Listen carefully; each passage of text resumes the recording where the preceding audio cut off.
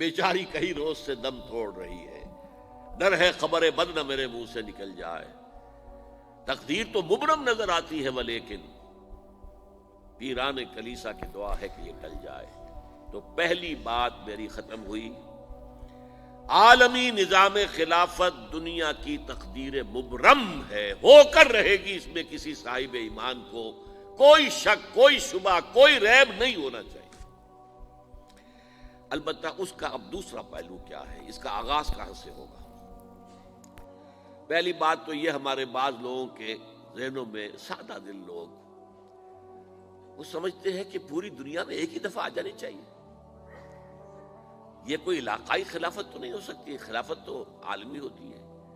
ان سے میں کہتا ہوں عالمی خلافت کب تھی جناب؟ یہ تو نہ خلافت راشدہ میں عالمی تھی، کیا ہندوستان شامل تھا اس میں؟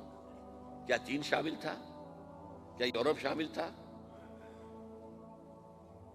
اور پھر جو خلافت کے نام سے جو ملوکیت چلی ہے وہ بھی صرف آپ دور بنو امیہ میں کہہ سکتے ہیں کہ وہ پورا عالم اسلام کم سے کم اس کے تحت تھا۔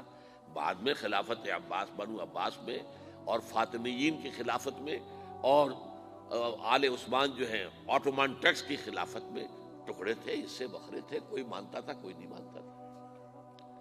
اور سب سے بڑی بات یہ، اگر ایک دم پوری دنیا پر خلافت قائم ہو سکتی تو حضور کے دست مبارک سے ہوتی، لیکن نہیں ہوئی۔ نتیجہ کیا نکلا؟ ایک ملک میں حضور نے قائم کر دی، جزیرہ نما عرب،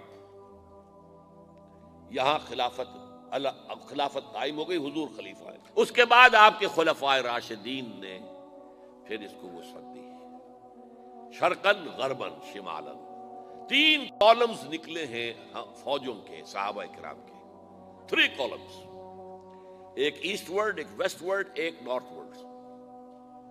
ایک عراق کو فتح کرتے ہوئے ایران میں پہنچ گیا، خراسان تک چلا گیا، ایک شام کو فتح کرتے ہوئے اور پھر سینائی پیننسولا سے ہو کر افریقہ میں داخل ہوا اور اٹلانٹک تک پہنچ گیا، تیسرا سیدھا شمال میں گیا، لیکن یہ زیادہ دور نہیں جا سکتا تھا، کوکیشین ماؤنٹینز آ گئے، کوہ قاف، اس زمانے میں تو یہ یوں سمجھیے کہ امپیسیبل تھا نا، کوہ قاف، لہذا وہاں آ کر رک گیا۔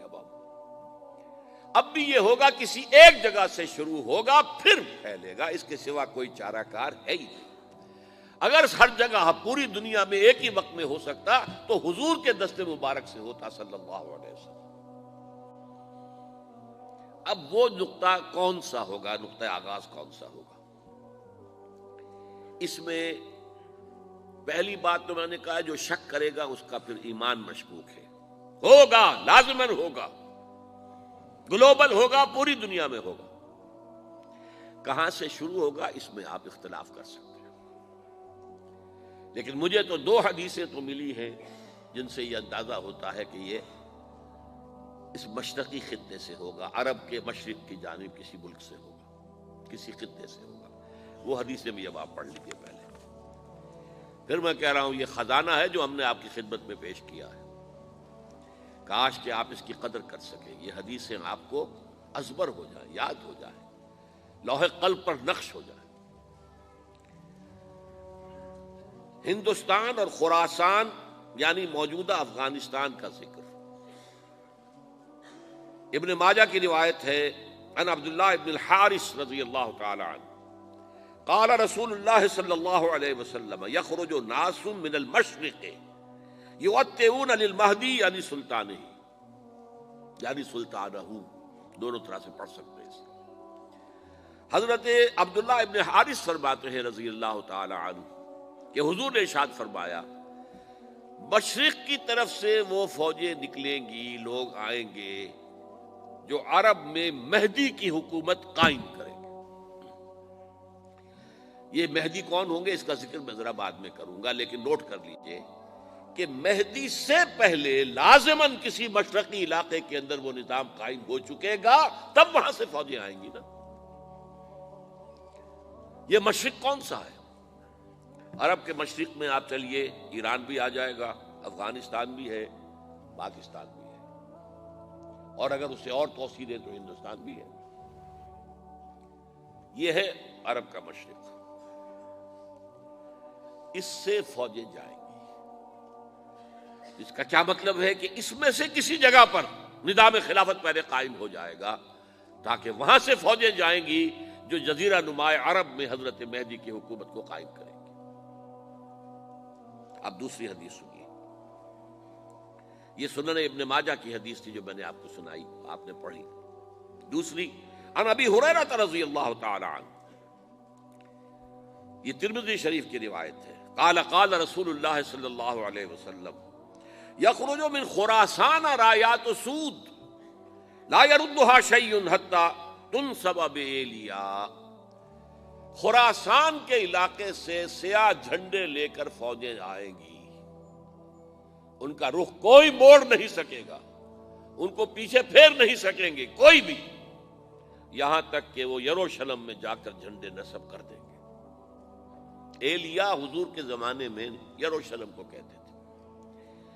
یہ یروشلم تھا جب حضرت سلیمان کی حکومت تھی، اور یہاں پر معبد سلیمانی، ہیکل سلیمانی قائم ہوا، پھر یہ یروشلم ہی رہا ہے تاریخ میں، یہاں تک کہ سن 70 عیسوی میں جب ٹائٹس رومی جنرل نے اس کو گرایا، ختم کیا، سیکنڈ ٹیمپل گرا دیا، اور یہاں سے یہودیوں کو کہا نکل جاؤ یہاں سے، کوئی یہودی باقی نہیں رہا، تب بالکل تہو بالا برباد کر دیا۔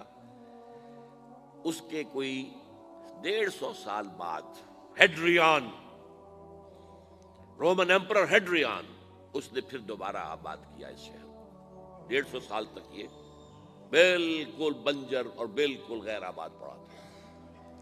اب ہیڈریان نے جب آباد کیا تو اس کا نام ایلیا رکھا، اب یروشلم نام نہیں تھا، تو حضور کے زمانے میں پھر اس کا نام ایلیا تھا۔ اور اب اس سے کیا معلوم ہو رہا ہے کہ یہ یروشلم مسلمانوں کے قبضے سے اس وقت نکلا ہوا ہوگا، ایک دفعہ پہلے نکلا تھا، سن 1099 عیسوی میں مسلمانوں کے ہاتھ سے نکلا، کروسیڈرز عیسائیوں نے آ کر اس کو قبضے میں کیا، لاکھوں مسلمانوں کو مارا، قتل کیا۔ اس کو 1187 عیسوی میں واپس لیا ہے۔ کس نے لیا ہے؟ صلاح الدین ایوبی، کرد۔ عرب کھوکھلے ہو چکے تھے، عربوں نے کھویا، واپس نہیں لے سکے، بہت حکومت کر چکے تھے، 400-500 برس کی حکومت کر کے، اور ان کے عیش اور ان کے آرام، اب ان میں جان نہیں تھی کہ وہ واپس لے سکے۔ واپس لینے والا گرم کرد خون تھا، صلاح الدین ایوبی۔ تو گویا کہ اب آپ سمجھئے کہ 88 برس تک عیسائیوں کا قبضہ رہا یروشلم پر۔ اب 1967 میں یہودیوں نے قبضہ کیا ہے، اور اب 38 برس تو ہو گئے، 88 نہیں تو 38 برس تو ہو گئے ہیں، لیکن وہ دور آئے گا کہ اب پھر لیں گے، لینے والے عرب بھی نہیں ہوں گے، خراسان کے علاقے سے فوجیں آئیں گی۔ یہ خراسان کیا تھا؟ ایلیا تو میں نے آپ کو بتا دیا، یروشلم کا نام ہے۔ خراسان اس زمانے میں ایک بہت بڑے ملک کو کہتے تھے، کچھ حصہ پاکستان کا بھی اس میں شامل ہے، کچھ حصہ ایران کا بھی ہے، ایران کے اس حصے کو اب بھی خراسان کہتے ہیں، وہ ایک صوبہ ہے، خراسان ایک صوبہ ہے ایران کا چھوٹا سا۔ پاکستان میں خاص طور پر یہ جو علاقہ مالا کنڈ ایجنسی کہلاتی ہے، اس سے اوپر جتنا علاقہ ہے، اور یہ جو واخان کی ایک پٹی آتی ہے اوپر، واخان افغانستان کی ایک پٹی سی دم سی چلی آتی ہے جو جا کر چائنا کی سرحد سے مل جاتی ہے، یہاں سے لے کے یہاں تک یہ جو مالا کنڈ کا وہ درہ ہے اور پہاڑ ہے، یہ بھی خراسان کا حصہ ہے۔ باقی تقریباً 2/3 آف افغانستان ساؤدرن حصہ نہیں ہے خراسان کا حصہ، یہ سیستان کہلاتا تھا، یہ خراسان نہیں ہے، لیکن یہ کہ اوپر کا 2/3 آف افغانستان، اور اس کے ساتھ یہ جو عرب، جو اب یہ ترک ممالک آزاد ہوئے ہیں سوویت یونین کی ڈسولوشن کے ساتھ، یہ سارا علاقہ کہلاتا ہے خراسان بزرگ۔